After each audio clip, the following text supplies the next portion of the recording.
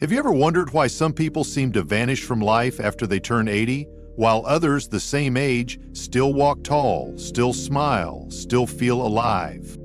They don't always have better genes, they're not always richer, they just age differently. It's easy to blame decline on fate or biology, but what if the truth is quieter? What if it's hidden not in medical reports, but in the things you stopped doing without realizing? Not going outside because your knees ache, not chatting with the neighbor because your hearing's not great, not getting out of bed early because what's the rush anymore? This video isn't about fear, it's about noticing. Noticing the 5 small things that slowly take away your energy, your memory, your spirit, if you let them. But here's the good news. Once you see them, you can change them. Not overnight, but one step at a time.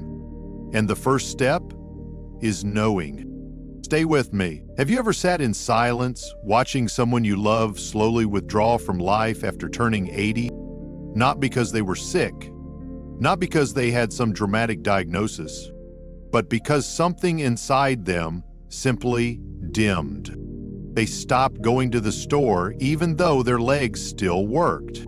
They stopped calling people back even though they still missed them. They stopped stepping outside even though the sun was shining.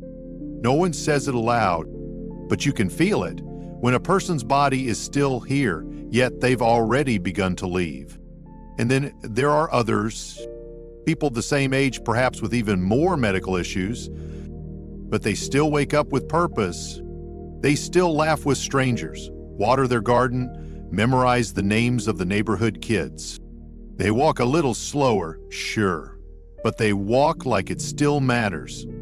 So what's the difference? Why do some people quietly fade after 80 while others seem to live with a spark, a rhythm, a reason?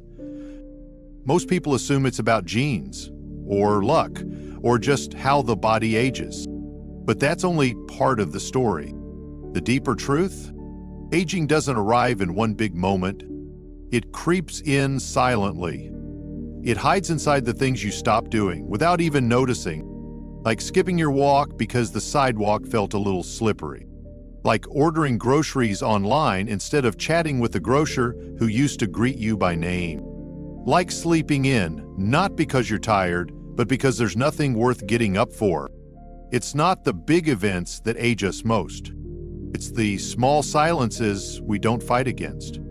The tiny goodbyes we make with our habits, our emotions, our routines. And here's the part no one tells you. Those small changes, those invisible shifts, don't just affect your mood or your energy. They change your brain. They alter your immune system. They reshape the rhythm of your sleep, the sharpness of your memory, and even the strength of your muscles. Because your body listens to how you live. It pays attention to what you stop doing. And when you stop sending it signals that you're still here, still part of life, still needed, it starts turning the systems down. Like a house dimming the lights one by one, getting ready to shut down for the night. But what if you could flip the switch back on? What if you could catch those 5 invisible habits, the ones most people don't see until it's too late, and gently reverse them? Not with dramatic change, not with some magic pill, but with simple daily shifts that quietly tell your body, I'm still here, I'm still living, I still matter. This video is your invitation to notice what others miss. Because once you understand what's quietly pulling people into decline, you'll know how to do the opposite. And maybe, just maybe, you'll light up the path forward not just for yourself, but for someone you love too. If something inside you stirred while listening to the opening, if a memory surfaced, or if you quietly thought, maybe I've been slipping too, then this video is for you. Because this isn't just about living longer. It's about living with clarity, with dignity, with a sense of self that doesn't quietly fade just because a birthday number changed.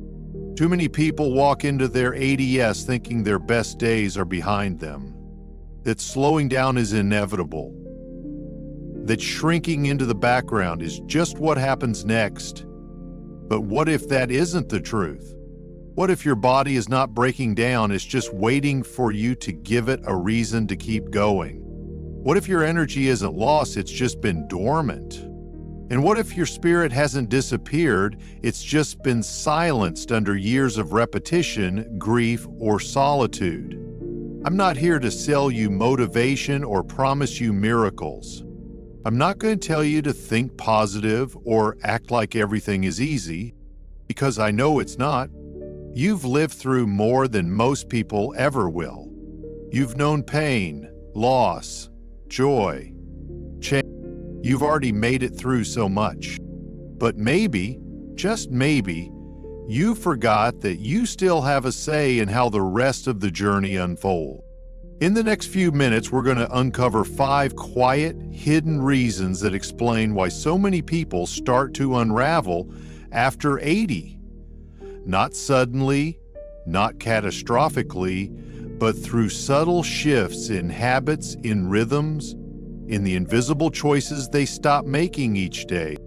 And I'll show you how those same 5 reasons can be reversed gently, simply, with awareness and care. You don't need a gym. You don't need money. You don't need to become someone else. What you need is to remember that you still matter, and that your body, your brain, your heart, they're listening. They respond to what you give them. And every small action, every quiet signal you send, is either telling them to shut down or come back to life. This video isn't a lecture. It's a conversation, a kind reminder from someone who's walked beside hundreds of elders, some who flourished and others who faded, and began to see the patterns no one else was talking about. If you're ready to see what most people miss and to choose something different, not someday, but today, then I promise what's coming next might shift something deep in you. Not because I said it, but because your body remembers what it feels like to live. Let's rewind it together. Walter used to be the kind of man who had a rhythm.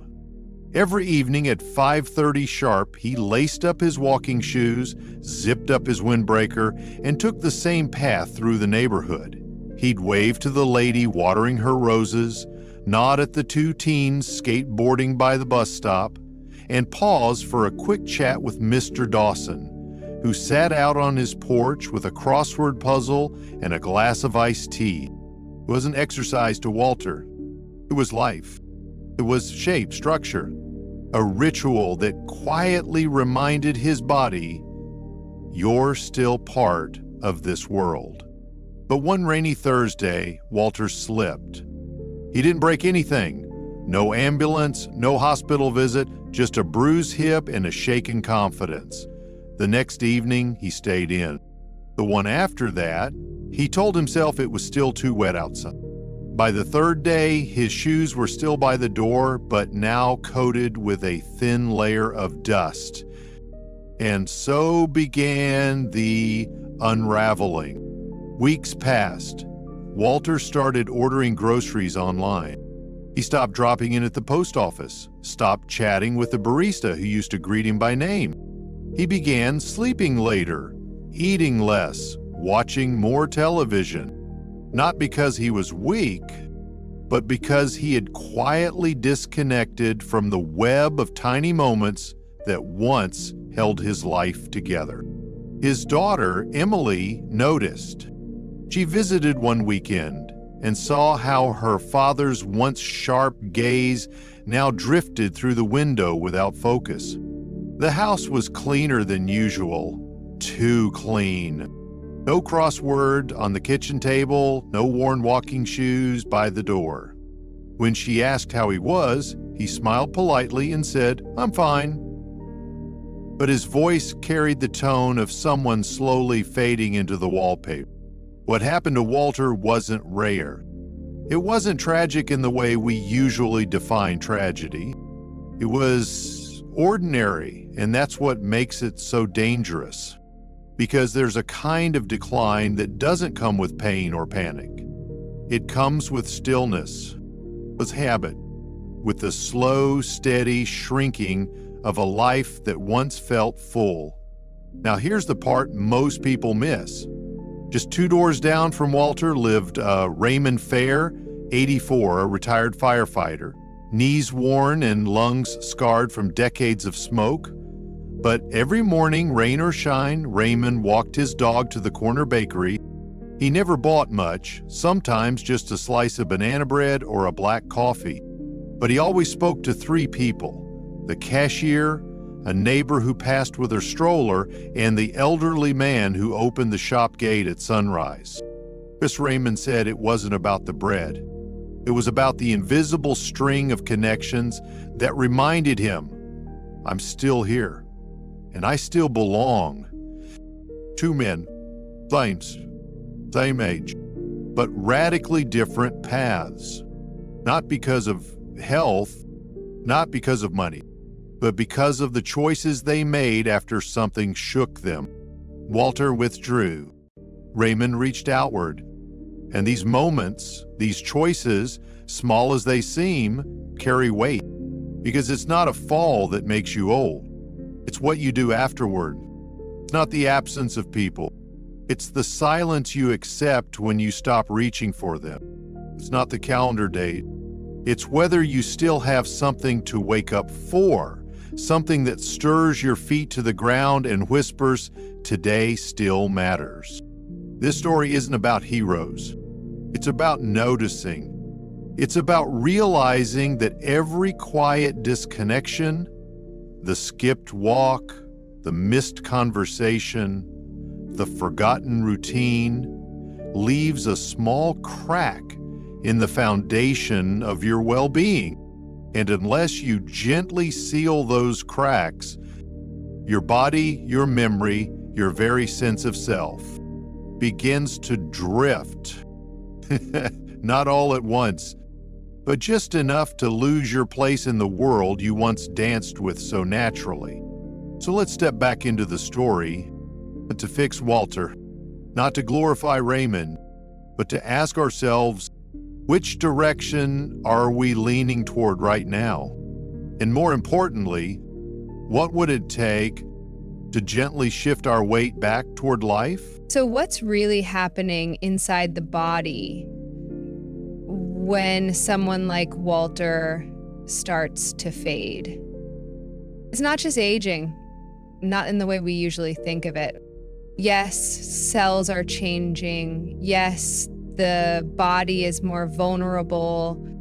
But the most dangerous shift is not biological, it's behavioral. It's what happens when the systems of the body stop receiving the signals they need to stay alert, active, and connected. Let's break it down simply. One of the most overlooked drivers of long-term vitality is something scientists call microsocial engagement. That's a fancy way of saying tiny human contact. Not deep conversations, not big reunions, just everyday interactions. A nod to the man sweeping the sidewalk, a hello to the mail carrier, that short "how are you" to the lady at the fruit stall, even if she always replies the same way. According to research from Harvard's Department of Aging and Social Health, these tiny moments of connection stimulate neural pathways in the brain related to memory, emotional regulation, and even motor coordination. When those moments disappear, the brain starts dimming down, not just emotionally, but structurally.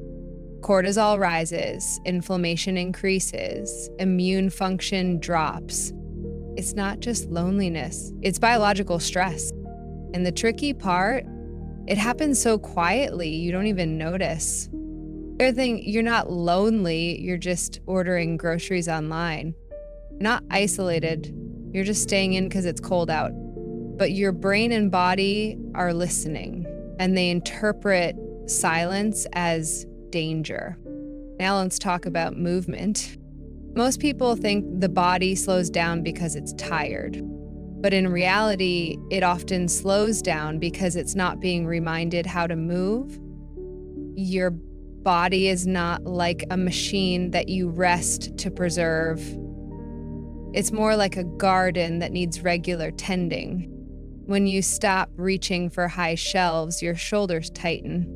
When you stop walking, your core muscles, those deep ones that stabilize your spine, begin to shrink. And when those muscles weaken, your balance goes next.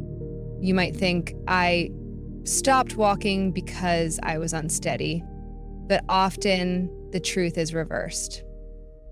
You became unsteady because you stopped walking. So the Mayo Clinic confirms this cycle. As we age, muscle mass decreases naturally, but inactivity accelerates this process tenfold, especially in the legs, hips, and trunk, where strength equals independence.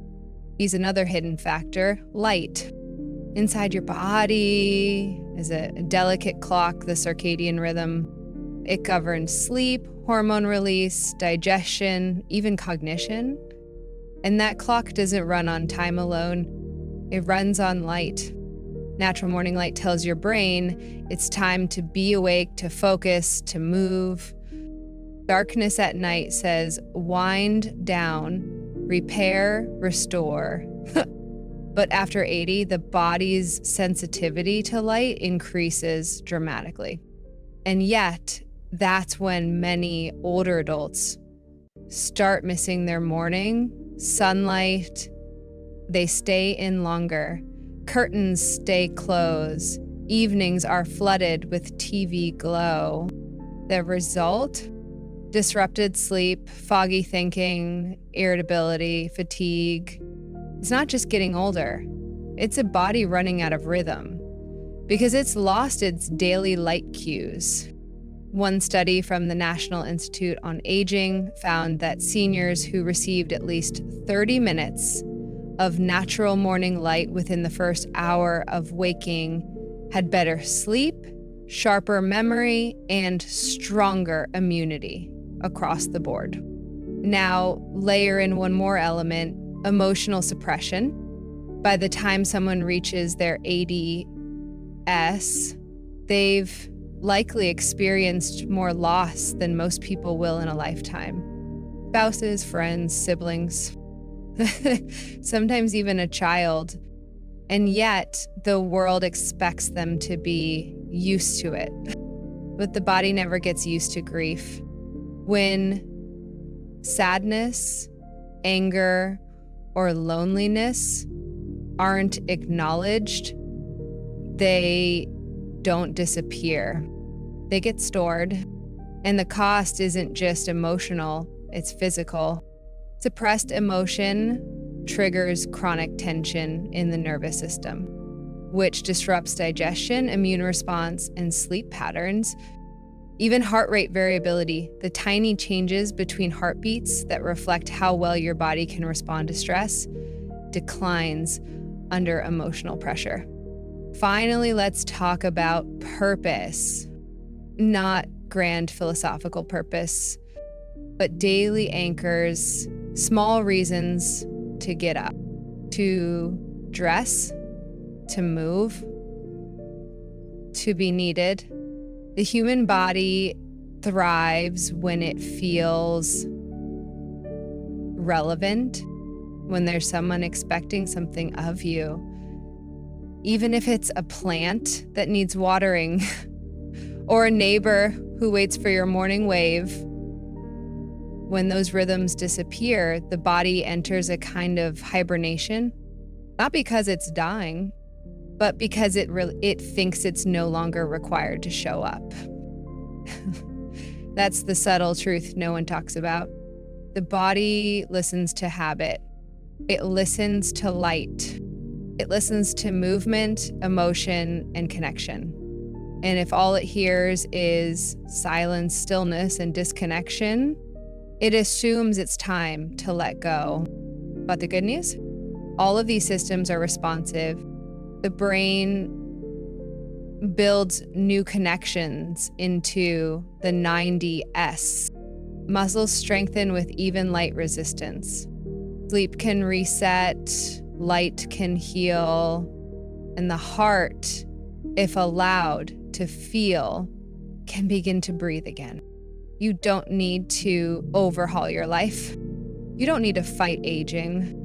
You just need to notice where the signal's been lost and gently send it back.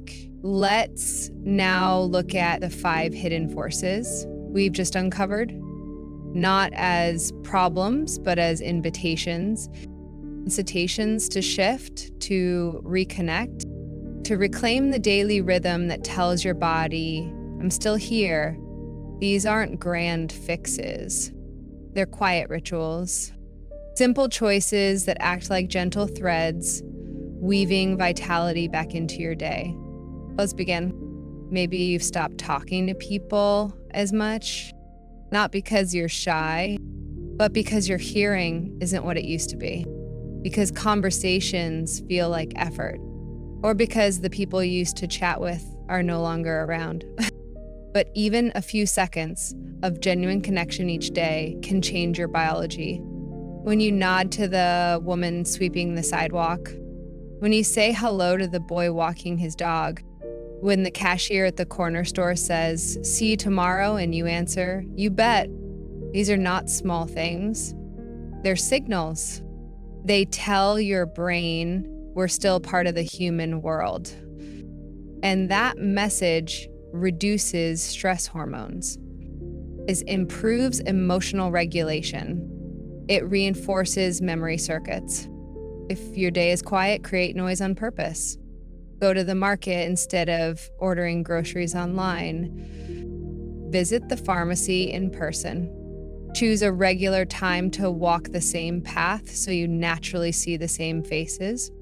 And when you do, don't just pass by. Make eye contact, say hello, even if it's brief, even if they don't say much back, because it's not about what's said. It's about reminding your brain that it still lives in a social world. Now, let's talk about movement, or non-exercised. Just the act of reminding your body that it knows how to move. If you've been avoiding stairs, take 2 steps today. If you've stopped reaching for high shelves, do it slowly, once or twice, with support nearby. You don't need to stretch like a dancer. You just need to disrupt the stillness. Try this. Every morning after you brush your teeth, sit down and stand up from a chair 5 times. No rest, just breathe through each one. That movement activates your core, your balance, and your leg strength. And over time, it tells your nervous system we are still able. Walter, remember him? He didn't get weaker because he aged. He got weaker because he stopped moving. But movement, no matter how small, has memory.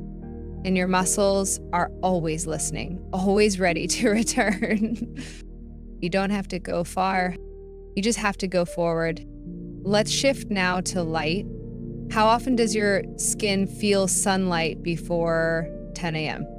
If the answer is rarely, then your inner clock, the one that governs your sleep, your mood, your digestion, is likely out of sync. But this can change. But quickly, just 10 to 15 minutes of morning sunlight can recalibrate your entire system. If going outside is difficult, sit by a window. Let natural light hit your face. If you're in a colder climate, bundle up and stand on your porch. What matters most is consistency. When your eyes receive that natural light in the morning, your brain increases serotonin production. Serotonin helps you feel calm and clear. That serotonin turns into melatonin at night, the hormone that helps you sleep. So the light you get today becomes the rest you get tonight. Ellen, age 84, changed nothing about her diet or medications. All she did was open her blinds first thing in the morning and dim the lights. an hour before bed. Within 2 weeks, her sleep deepened, her memory improved, her mood stabilized. It wasn't a pill, it was life, and it's available to you. Every morning, what about grief? Or the quiet emotions you've swallowed for years? If you've lost someone recently or decades ago, and you've never really spoken about it, your body knows, because grief, when unexpressed, doesn't vanish. It stores itself in your chest, your stomach, your posture, your breath. You don't need a therapist to begin. You just need a place to speak the unsaid. Maybe it's a notebook. Maybe it's a trusted friend. Maybe it's a moment each morning where you place your hand on your heart and say, I still miss you. And then breathe. Try the 4-7-8 technique. Inhale for 4 seconds, hold for 7, exhale slowly for 8. We do this 3 times. It tells your body, you're safe. It tells your heart you're allowed to feel. George, 86, hadn't cried since his wife passed 7 years ago. But when he finally began saying her name out loud each morning, just once, his shoulders softened. His chest felt less tight. He began sleeping through the night again. Grief doesn't need to be cured. It needs to be heard. And now, perhaps the most invisible shift of all, not big dreams, not grand plans, but just a reason to wake up, to move, to matter. The reason might be a cat waiting to be fed, a plant that needs watering, a chair that needs fixing, a postcard to write, a prayer to whisper. You don't need an audience. You just need something to tend to, something that reminds you, I am still needed in this world.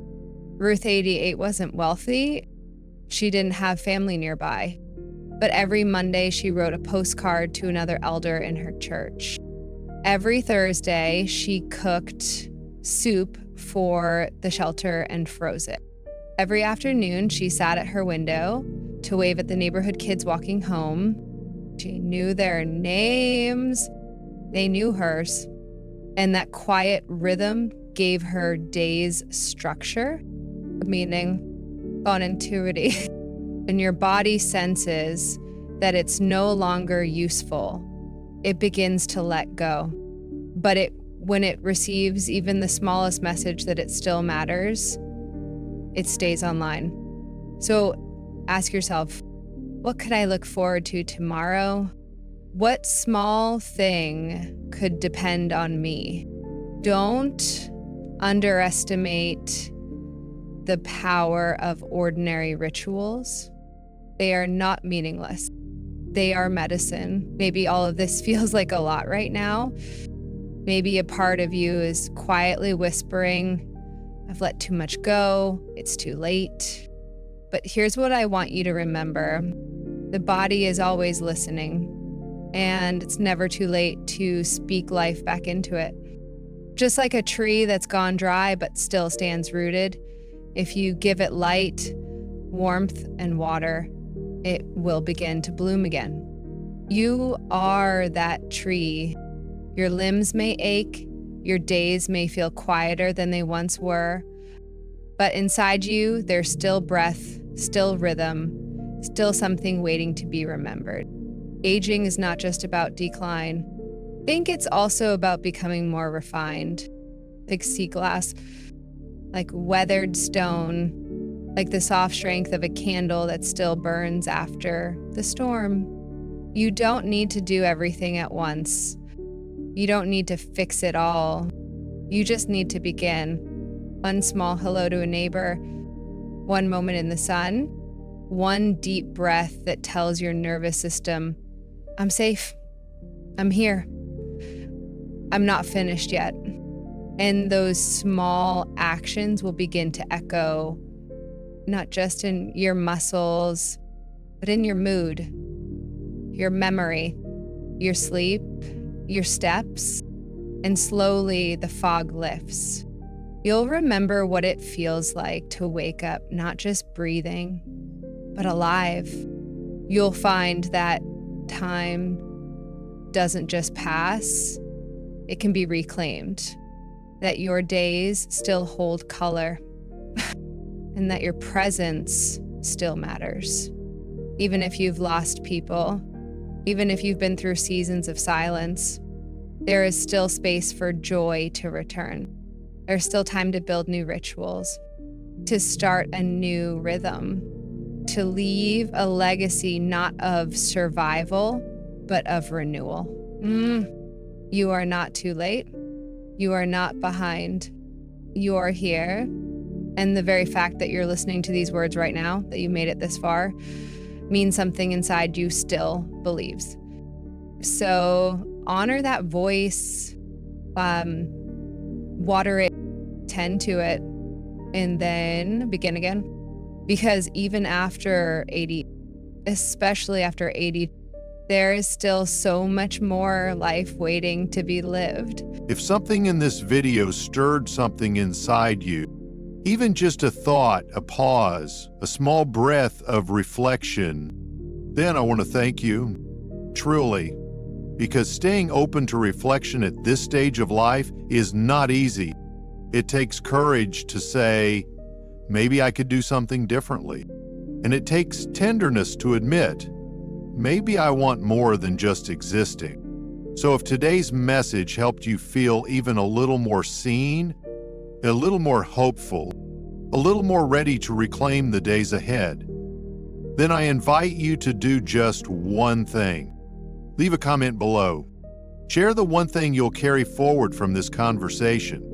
Maybe it's a memory. Maybe it's a habit you want to begin again.